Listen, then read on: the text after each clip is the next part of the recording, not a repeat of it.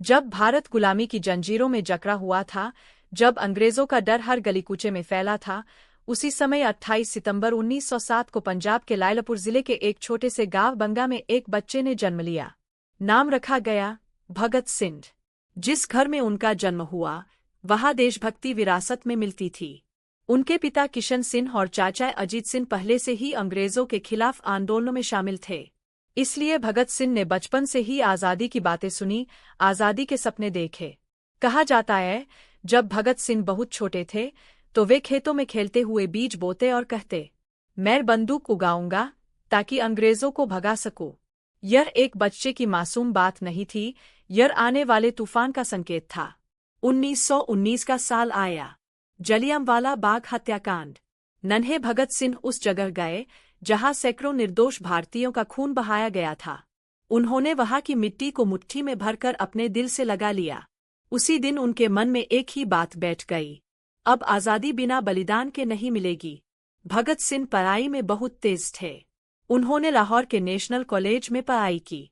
वे सिर्फ किताबें नहीं पढ़ते थे, वे क्रांति की किताबें पढ़ते थे। लेनिन, मार्क्स, रूस की क्रांति, फ्रांस की क्रांति। धीरे धीरे उनका विचार साफ होता गया। अंग्रेजों को सिर्फ निवेदन से नहीं, बलिदान से भगाया जा सकता है। युवावस्था में उन्होंने Hindustan socialist Republican association (HSRA) नाम के क्रांतिकारी संगठन को ज्वाइन किया। यही उनकी दोस्ती हुई चंद्रशेखर आजाद, राजगुरु, सुखदेव जैसे वीरों से। 1928 में एक घटना ने सब कुछ बदल दिया। अंग्रेजों ने लाला लाजपत राय पर लाठीचार्ज किया, जिससे उनकी मृत्यु हो गई। भगत सिंह अंदर से टूट गए। उन्होंने तय कर लिया, इस अन्याय का जवाब दिया जाएगा। योजना बनी। अंग्रेज अफसर सोंडर्स को सबक सिखाना था। एक दिन राजगुरु ने गोली चलाई और भगत सिंह ने आगे बढ़कर बम फेंका। सोंडर्स मारा गया। यह बदले की कार्रवाई थी, आतंक नहीं। इसके बाद भगत सिंह भाग सकते थे, लेकिन उन्होंने नहीं भागा। 1929 में उन्होंने और बटुकेश्वर दत्त ने दिल्ली की सेंट्रल असेंबली में बम फेंका। ऐसा बम जिससे किसी की जान न जाए। बम फेंककर उन्होंने नारे लगाए, इनकलाब जिंदाबाद, साम्राज्यवाद का नाश हो। वे वहीं खड़े रहे और खुद गिरफ्तारी दी, क्योंकि वे भागना नहीं चाहते थे। वे अपने विचारों को जेल की दीवारों के पार पहुंचाना चाहते थे। जेल में भगत सिंह सिर्फ कैदी नहीं थे, वे एक विचार थे।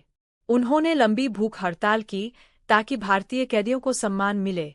उन्होंने लेख लिखे, मैं नास्तिक क्यों हूँ, जहां उन्होंने डर नहीं, तर्क से बात की। जब अदालत में उनसे पूछा गया, तुम्हारा अंतिम संदेश, तो भगत सिंह मुस्कुराए और बोले, इनकलाब जिंदाबाद। 23 मार्च 1931, लाहौर जेल। शाम का समय। भगत सिंह, सुखदेव और राजगुरु को फांसी दी जानी थी। कहा जाता है, भगत सिंह उस समय लेनिन की किताब पढ़ रहे थे। जब जेलर आया तो उन्होंने कहा, एक क्रांतिकारी दूसरे क्रांतिकारी को पढ़ रहा है, थोड़ी देर रुक जाइए। फांसी से पहले उन्होंने कोई डर नहीं दिखाया, कोई आंसू नहीं, बस एक नारा, इनकलाब जिंदाबाद। और फिर 3 शरीर गिर गए, लेकिन 3 विचार अमर हो गए।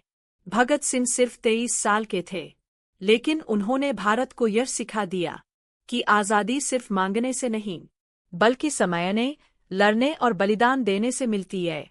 आज भी जब कोई अन्याय के खिलाफ आवाज उठाता है, तो कहीं न कहीं भगत सिंह जिंदा हो जाते हैं, क्योंकि भगत सिंह मरे नहीं थे, वे एक विचार बन गए थे। इनकलाब जिंदाबाद। ऐसे ही ज्ञानवर्धक वीडियो देखने के लिए हमारे इस चैनल को सब्सक्राइब करें और वीडियो को शेयर करें, लाइक करें और उन पर के लोगों को ज्ञान के रास्ते पर चलने का मार्ग बताएं। Thank for watching.